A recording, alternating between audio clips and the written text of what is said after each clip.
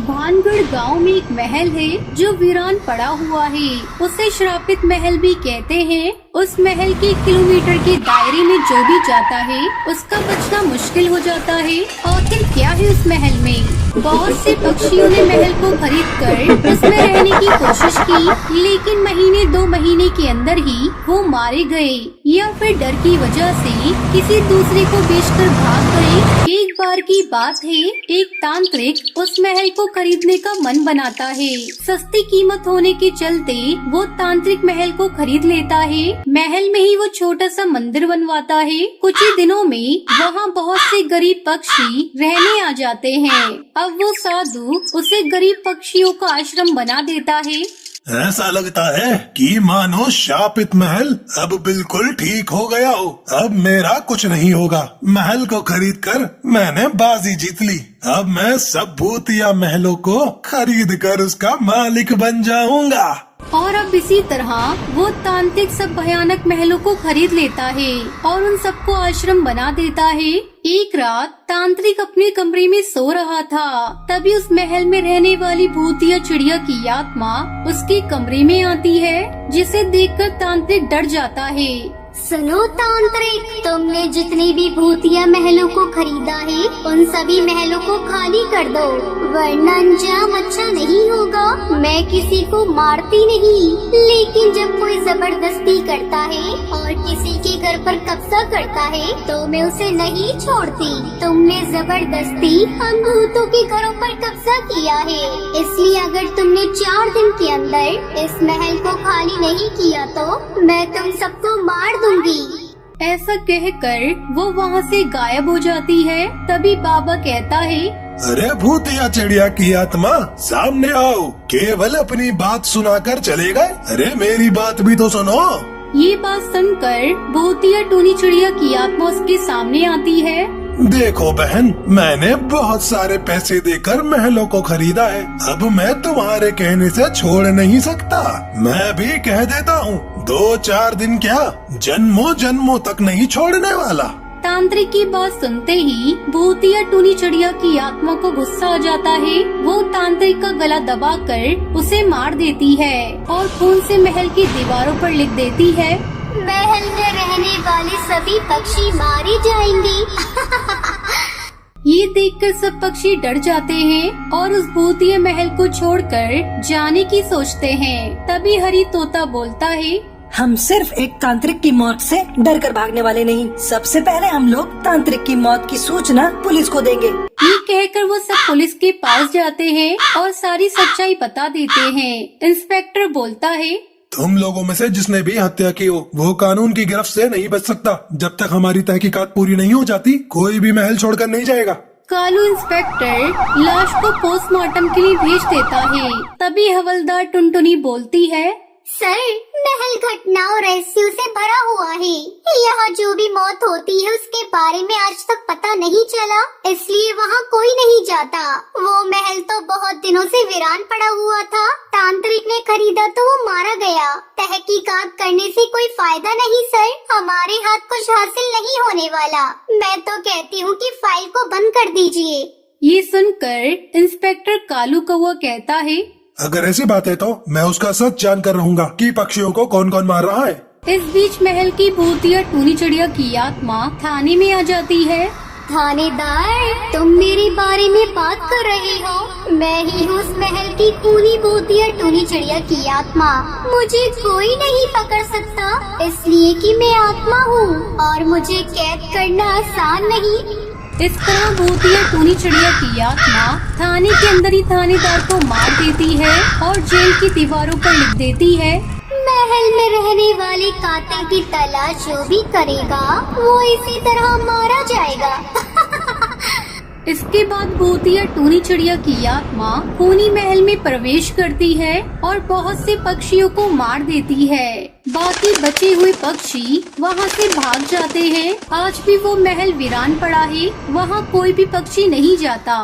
टुनटुनी अपने पति की मौत के बाद बिल्कुल अकेली हो गई थी। घर और बाहर दोनों का काम संभालने के साथ साथ अपने बेटे को भी अकेले संभालते संभालते वो बहुत थक जाती थी। गर्मी के दिन थे।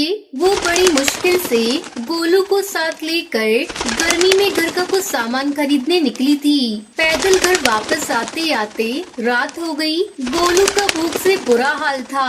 वो भूख के मारे जोर जोर से रोना शुरू हो गया। टुनटुनी की लाख कोशिशों के बावजूद वो किसी भी तरह से चुप नहीं हो पा रहा था। अचानक टुनटुनी को सड़क के करीब एक पार्क में घनी छांव वाला पेड़ नजर आया। टुनटुनी ने सोचा, इस पेड़ के नीचे बैठकर थोड़ा आराम कर लूं और गोलू को दूध भी पिला देती हूँ। जब ये सो जाएगा तो मैं घर चली जाऊंगी। गोलू को दूध पिलाते हुए अभी टुनटुनी को थोड़ा वक्त ही गुजरा था कि उसे किसी बच्ची की हंसने की आवाज आई। कौन हो तुम? यहाँ पर क्या कर रही हो? मेरी कोई माँ नहीं है? क्या आप मेरी माँ बनोगी? बोलो ना, बनोगी ना मेरी माँ? टुनटुनी घबराकर वहाँ से उठी और फौरन गोलू को लेकर घर की तरफ तेज तेज चलना शुरू हो गई। अब वो छोटी बच्ची उन्हें घर में हर जगह नजर आने लगी। कभी बिस्तर के किनारे, कभी गोलू के कमरे में। टुनटुनी का खौफ से बुरा हाल था। अब वो गोलू की देखभाल भी ठीक से नहीं कर पाती थी, क्योंकि वो खौफ से अपना दिमागी संतुलन दिन पर दिन खोती जा रही थी। अक्सर गोलू भूख से घंटों रोता रहता था और टुनटुनी को खबर तक नहीं होती थी। वो खामोश कमरे के किसी कोने में छुप के बैठी रहती थी। तभी वहाँ पर वो बच्ची आती है। वो कोई और नहीं बल्कि भूतिया चिड़िया की आत्मा थी और वो कहती है, मुझसे माँ की ये हालत देखी नहीं जाती थी। मैं छोटे भाई को यूँ रोता हुआ नहीं देख सकती थी, इसलिए मैंने माँ को हमेशा के लिए इस खौफ से आजाद कर दिया। मैं ही हूँ वो बच्ची जिसकी वजह से माँ का ये हाल हो गया था। मैं कई सालों से उस पेड़ पर अकेली रहती थी, पर उस दिन जब मैंने देखा कि एक माँ का प्यार क्या होता है, मेरा दिल किया कि मैं बस उनके साथ रहूं। मुझे भी वो उसी तरह प्यार करे जैसे वो अपने बच्चे से करती है। इसलिए मैं उस रात उनके साथ घर आ गई ताकि मैं हमेशा उनके साथ रहूं। अब मैं, माँ और छोटा भाई एक साथ घर में सुकून से रहते हैं। मेरा छोटा भाई अब भूख से बिल्कुल नहीं रोता, क्योंकि अब मैं उसका ख्याल रखती हूँ। लोग कहते हैं कि रात को किसी पेड़ के नीचे नहीं बैठना चाहिए, क्योंकि पुराने घने पेड़ों पर भूत प्रेत बसते हैं और हो सकता है कि कोई भूतिया चिड़िया की आत्मा हमारे साथ घर तक भी आ जाए। एक दिन जंगल में टोनी चिड़िया अपने अंडों के साथ घोंसले में बैठी थी। तभी उसका पड़ोसी कालू कौआ रोता हुआ वहाँ पर आता है। टोनी चिड़िया उससे पूछती है, क्या हुआ कालू कौए, तुम रो क्यों रहे हो और काफी परेशान भी हो?